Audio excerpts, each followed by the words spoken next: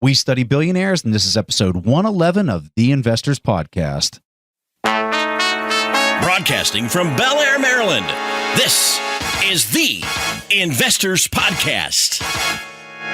They'll take complex things and make them seem insanely simple. They make your boring drive to work feel exhilarating. They give you actionable investing strategies. Your host, Preston Pish and Stig Broderson. Hey, how's everybody doing out there? This is Preston Pish, and I'm your host for The Investors Podcast. And as usual, I'm accompanied by my co-host, Stig Broderson, out in Seoul, South Korea. And today we have a book for you, and this book is a book that I probably should have read a very long time ago. And I'm embarrassed to say that I have not. And Stig, I'm curious, had you read this before, or did you just read it recently with me? Yeah, I just read it recently, and I think it was Tony Hsieh, the author from Delivering Happiness, that actually brought that into the mix. It seems like it's a book everyone knows, but no, I haven't read it before. Yeah, there's so many people that have recommended this book. It's Good to Great by Jim Collins. This book was fantastic. I went into reading this book thinking I wasn't going to like it, and kind of came out with a very different opinion, which I like it when I'm surprised like that. The reason I was really hesitant to read this book was simply because I had read reviews and I had heard from people some of the different companies that were used to demonstrate some of the ideas in the book. Like, for example, one of the companies was Circuit City. And I had this bias that I didn't want to read the book. But I was like, how can the book be talking about good to great companies, and Circuit City and a couple others that had gone bankrupt were the ones that were being used as the case study? That didn't make any sense to me. So I just immediately wrote the book off as something that wasn't worth my time to read. But, here we are. We read this book, and I can tell you, this is a fantastic book. This is a really, really thought out and well-researched book. So just a little bit of background here. Jim Collins wrote this back in 2001. It came out, and he had 20 people on his team working on this. And here's the stat that I'm seeing, saying that there were 6,000 articles generated and more than 2,000 pages of interviews and transcripts that were conducted by this team in order to conduct all the research that was done that went into this book, which in itself is pretty darn impressive to let you know how thorough they were in the research that they did. So how they kind of went about this methodology is they found comparable companies in an industry. And now these two companies aren't being used, but I think that they're a really good example for what I'm trying to talk about. Let's say you have Coke and Pepsi. Very, very similar companies. Okay. Now they weren't used in the book, but they're very similar companies to give you this idea. And what Jim and his team did is they went back and they looked at these companies that kind of had, from a stock price standpoint, had very similar results. Maybe they were climbing at 2% annually or whatever the numbers were. And then one of them just kind of skyrocketed and just took off. They focused on that disparity, and they said, why did that happen? What did that company do right there at that particular point in time that allowed them to take off when all their competition just remained flat?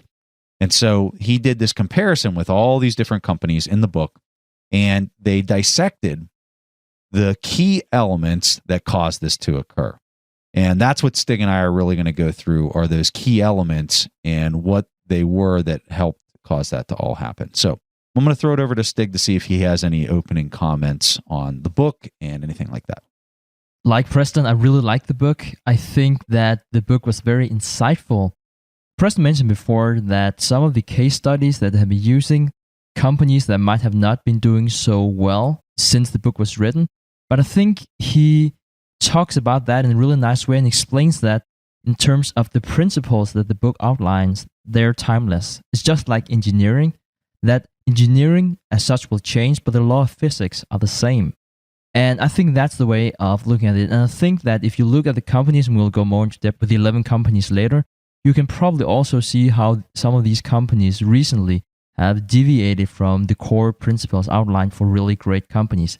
And that's the reason why. Because clearly it's very courageous to select so and so many companies, because some of the companies will clearly always do bad some point in time in the future. So I think it's really courageous that he's actually talking about real companies And I think that when reading this, you need to think about the principles all the time and not the specific companies whenever you're reading through it.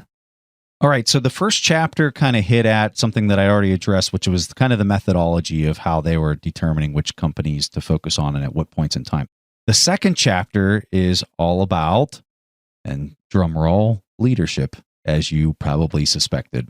And we're not going to spend too much time on this because I think this one's really kind of obvious, and this is something that we've talked about on a lot of other shows. But the real quick high points that he has with respect to leadership is that great leaders, and he breaks them into level 1 through 5, and he's saying that all these companies had level 5 leaders running them.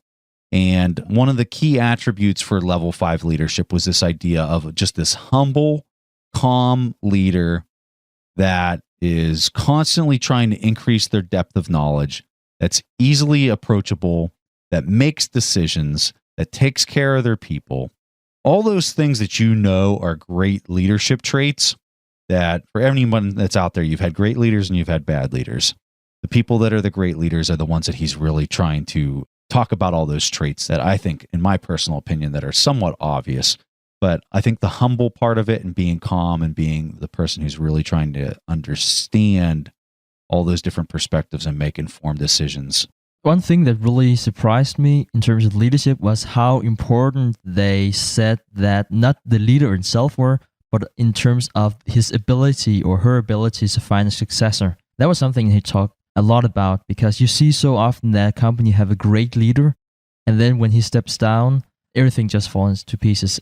And I think this is really profound, because what he actually found, and sadly this might be true, was that a lot of the good leaders but not great leaders, they had a tendency to find successors that were not as good as them, because then their legacy would actually be better, because then people could see, well, after Jack or whoever stepped down, now you can really see how important he was for that company. And I found that discouraging, but also very interesting that that was what the research showed.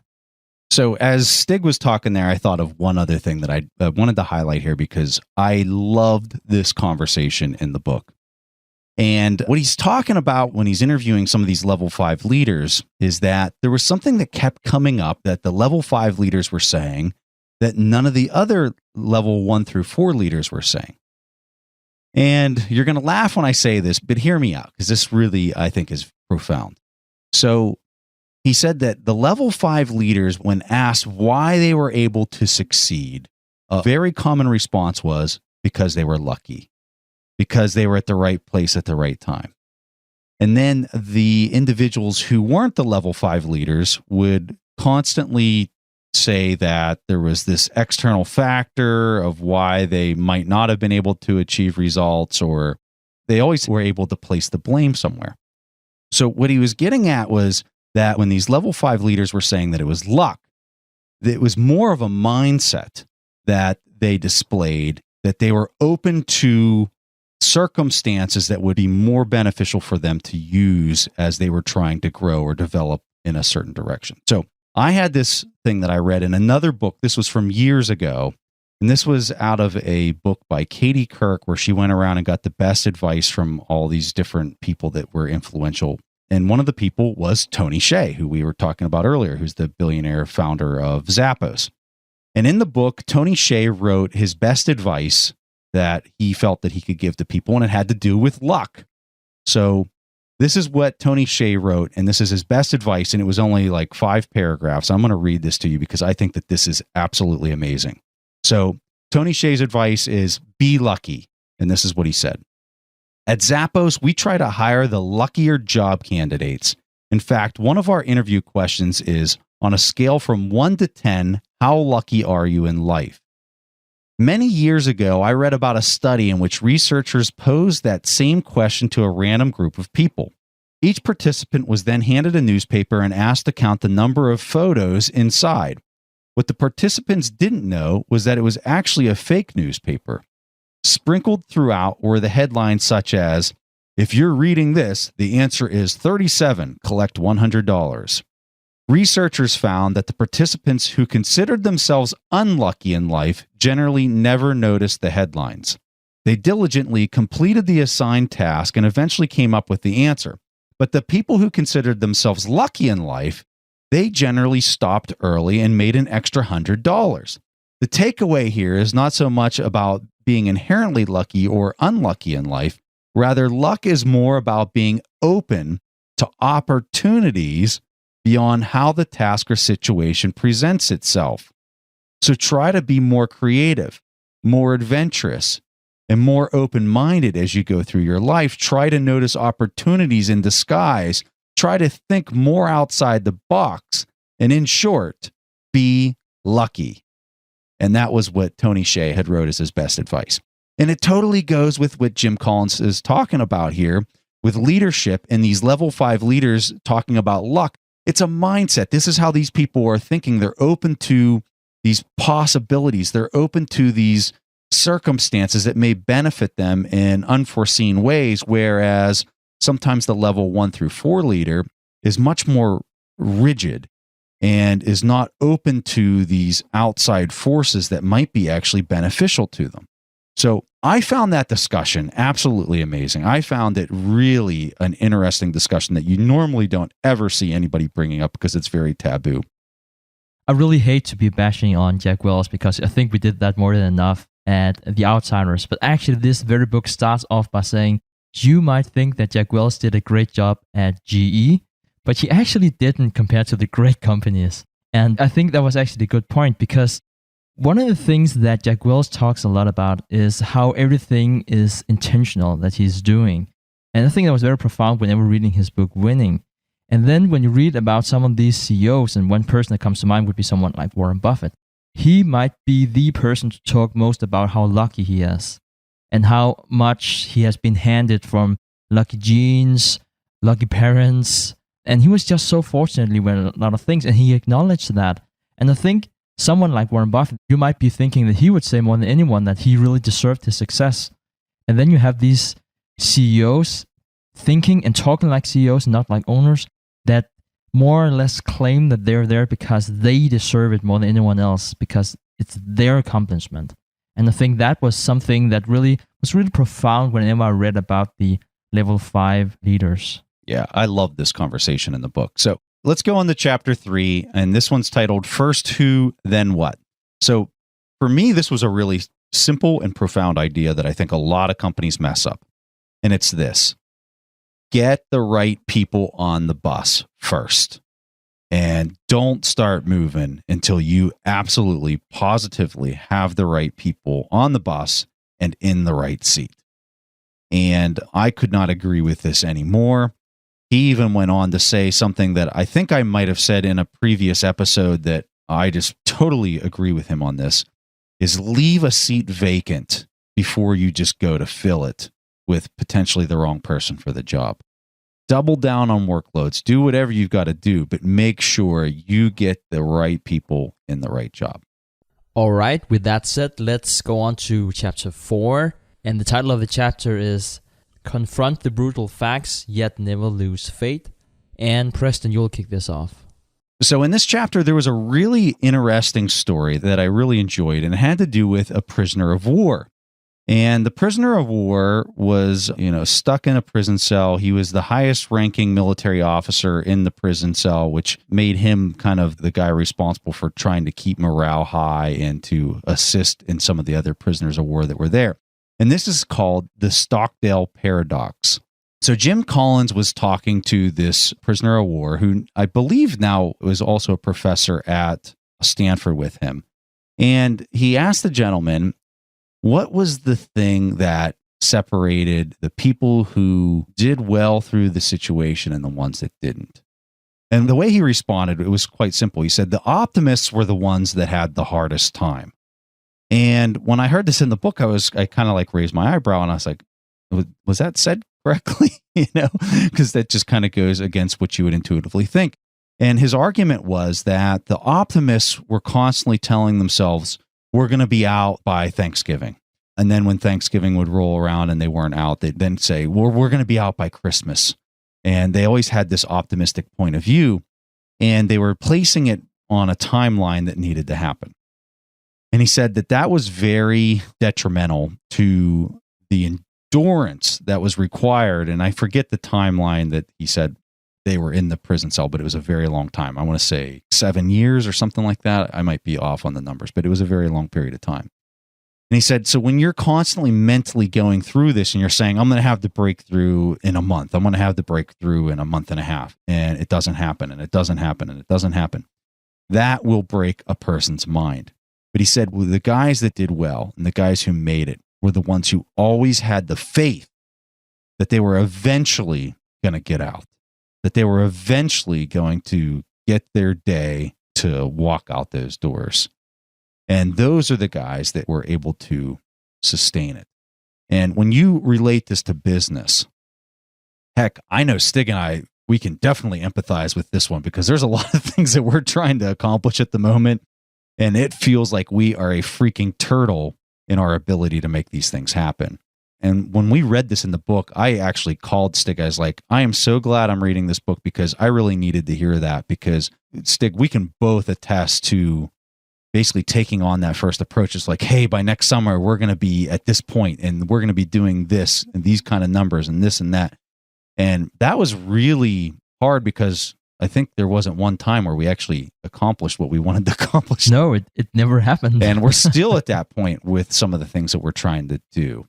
And so this was a very important thing that I took away from this book, was this idea of always keeping faith that you're going to get there, but it's maybe not in the timeline that you necessarily think is going to happen.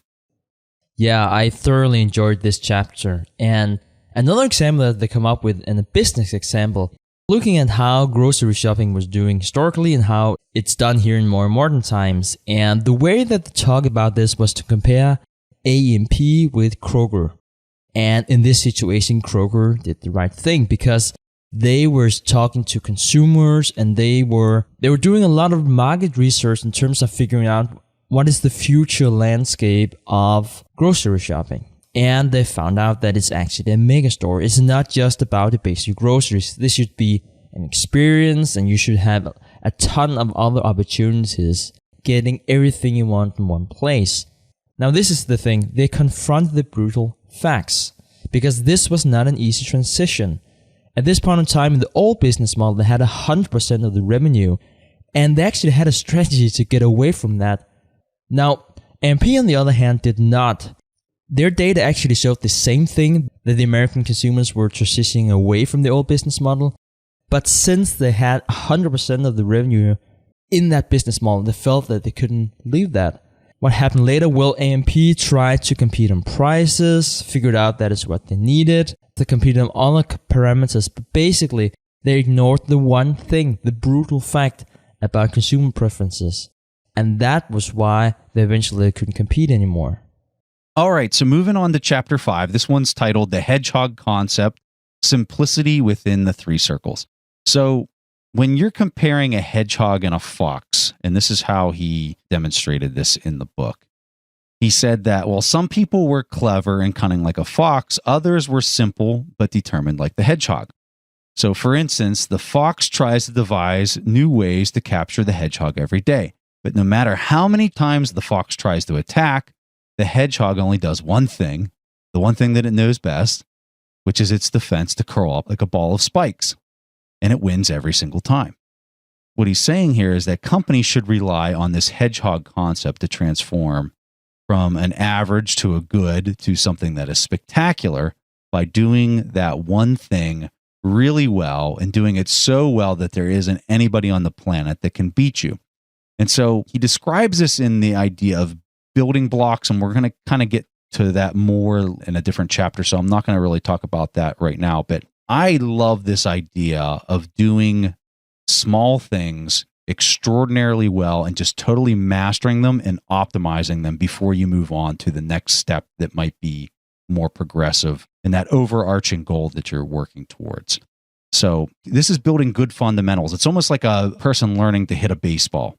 If you don't learn the right fundamentals up front, it will just slowly progress into more mistakes, or tennis, or you could use a lot of sports analogies with this, that if you don't start off with the right fundamentals, you are never going to be able to compete at a very high level because You have to have that building block and that foundation and do that one little thing really, really well before you can move on to that next step.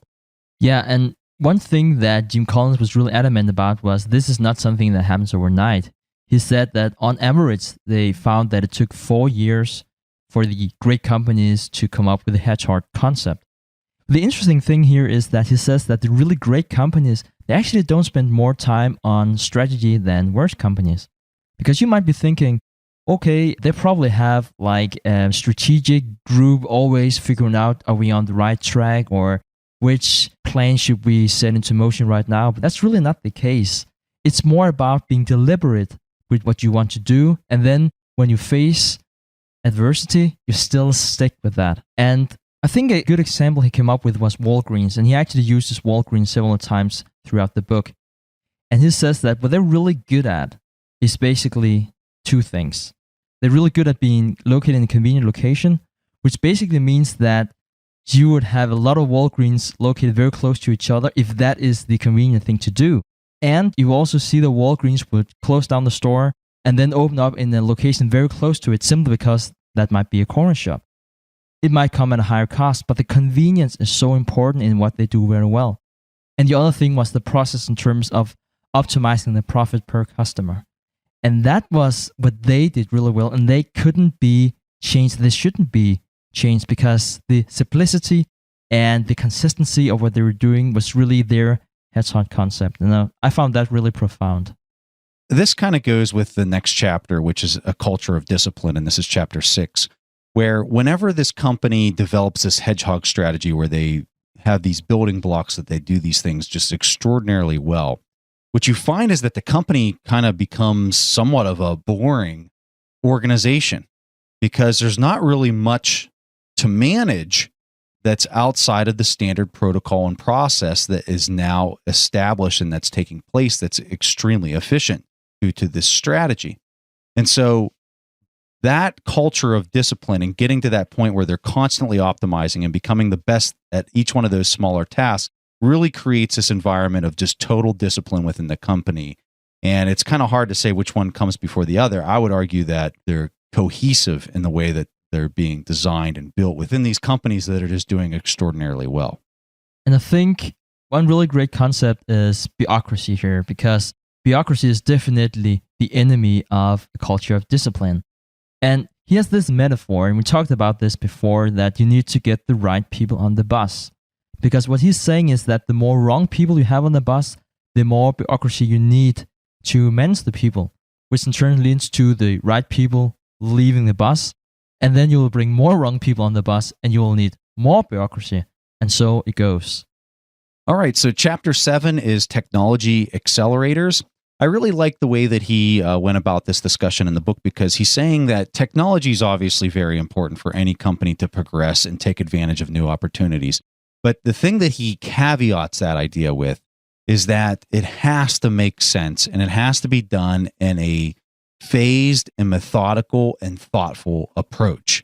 Some of the examples that he provides in the book is that you have these companies that know a new technology is emerging and they just go all in and they're acting more in a fearful manner of we're going to be left in the past. We're not going to be able to compete if we don't move to this right now. And they don't even fully understand the implications of how it can even be properly used. He provides another example with respect to Walgreens in the book on this idea as well. I think that the gradual approach, thinking through this, I mean, sometimes it might require that you move faster than others, but I think that's probably more the anomaly than the 80% solution for most companies. I think most companies need to really think about how they're going to go about it in a really strategic way more than a fearful and, hair on fire kind of approach. And the way that Jim Collins explained this is that he's saying that technology should be an accelerator, not a creator. And I think this is a really nice way of looking at it. And the way he explains this is by comparing drugstore.com and Walgreens in the late 90s. And back then, drugstore.com was trading at almost 400 times the revenue, which is completely insane. And it was just 9 months in. Whereas Walgreens, on the other hand, was trading at 1.4 times revenue. And they were penalized because the market thought that they was lacking in terms of technology. But really the difference was that Walgream was a lot smarter about this because they were sticking to the hedgehog concept of theirs. And they only used technology to do what they did best, faster. So again, that was convenience and that was profit per customer visit. So they applied technology to reach the goals that they have in terms of convenience and profit per customer visit better. What Jim Collins is really saying here is that you should, by all means, avoid technology adaptation fast. Rather stay within your concept and figure out what's the right technology to support that. And that's two very, very different things. All right. So in chapter 8, this is titled The Flywheel and the Doom Loop. And I really think that this was value add back for us from a personal level as well, because what he's getting at is when you're doing these hedgehog type actions that you've optimized and you have mastered, these building blocks are acting as more and more momentum for you to basically get your company moving in the right direction. And once you get so much momentum moving forward, it's harder to stop it. This would almost be like the comparison of like a small little motorcycle moving forward at 20 miles an hour versus like a freight train that's moving forward at 20 miles an hour. The one has just significant momentum, and that would be like a company that's based on these really solid foundational building blocks in order to get them going. Now, the thing that he also talks about is if you are creating building blocks within your organization that aren't optimized, that actually kind of create a negative value stream for your company, and you're slowly building upon those. That's the thing that's going to be your doom loop, and it's actually going to take you in the opposite direction of where you're trying to go. And it's very important that you get those building blocks done right and optimized. Yeah, and the way this is explained is that if you look at a corporation from the outside, it might look like something just happened overnight. But it actually turned out that the very great companies, they didn't have a strategic plan, or they didn't have like a breakthrough idea. It was not like cost-cutting 2.0 or whatever they launched. It was a consistent process that slowly created momentum. And it's really the consistency that's really central here. Okay, so in the last chapter, I'm not going to talk about this one too much because it's just a transition and maybe even a selling point for one of his other books, which was Built to Last. And what he's really getting at here is just kind of bridging the gap between good to great is finding that company that went from marginal performance to superior performance. And then once they reach that superior performance, how do they sustain it? And so he was basically given a plug for, that's why I wrote this other book, Built to Last, which then talks about that second piece of how you sustain these results into the long term. So that would conclude our summary of the book. You heard us say up front that we both liked it, and we really did. I think that this is definitely worth your time to read. One thing that we wanted to highlight here at the end of the show is we had a member of our audience, Rich Shaner, who recommended a book that we did on the last episode, and we wanted to show Rich our appreciation. So we're going to give him a free subscription to our Intelligent Investor video course, which goes video by video, chapter by chapter, through the Intelligent Investor. And we're also going to give you a free subscription to our ETF course. Both of those are paid courses, and you're going to get them completely for free, Rich. So thank you so much for your recommendation and for all your contributions to the community. And we had a really fun time with you at the Berkshire meeting as well. So I wanted to throw that out there. All right, guys. And the last announcement that I have that I want to make here is, and we're going to have more information about this coming out in subsequent episodes, but we are doing an event in the UK with the Central Bank of England. And I think this is going to be something that is really, really awesome for anyone out in the UK to attend.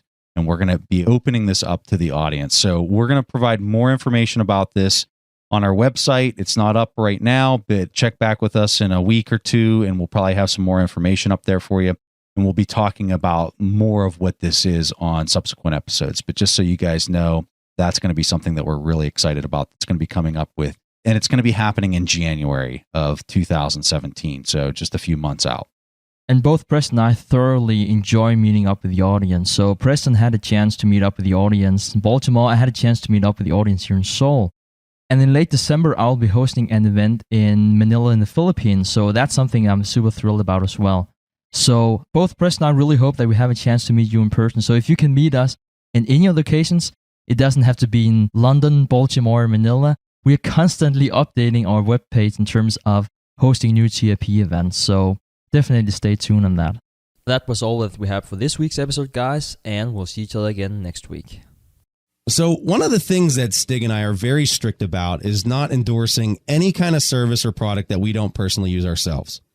So with that said, we give our full endorsement of our sponsor's content, realvisiontv.com. Real Vision is a site that Stig and I personally use ourselves, and it has had a profound impact on the way that we view the financial markets. One of the most important things a person can do is seek the knowledge of highly successful investors and business leaders, and more importantly, understand their thought process and how they make decisions. And with Real Vision, you get exclusive and in-depth interviews and presentations from the world's sharpest independent analysts, fund managers, geopolitical strategists, economists, and investors all in the same place. And right now, because you're listening to this show, we have a special offer for everyone in the TIP community. If you go to realvisiontv.com and put in our special offer code TIP, which stands for the Investors Podcast, you get 10% off your subscription to Real Vision TV. And if you're not sure if you want to get a subscription to the site without seeing the videos and content first, we completely understand that. That's why Real Vision is offering the TIP community a free week trial to see if you like their service. So trust me, you cannot afford to ignore the value that Real Vision creates with these in-depth, full-length interviews from famous investors like Kyle Bass, Jim Rogers, Tim Ferriss, and many more. The people being interviewed often have a net worth far exceeding hundreds of millions of dollars, and watching Real Vision is like being able to sit in the corner of a room and listen to a conversation that you're not supposed to have access to. So don't pass up this amazing offer to tap into the world's smartest investors all in one place, and go to realvisiontv.com. Don't forget, use the discount code TIP for your free week and 10% discount today. Thanks for listening to The Investors Podcast. To listen to more shows or access to the tools discussed on the show, be sure to visit www.theinvestorspodcast.com. Submit your questions or request a guest appearance to The Investors Podcast by going to www.asktheinvestors.com. If your question is answered during the show, you will receive a free autographed copy of the Warren Buffett Accounting Book. This podcast is for entertainment purposes only. This material is copyrighted by the TIP Network and must have written approval before commercial application.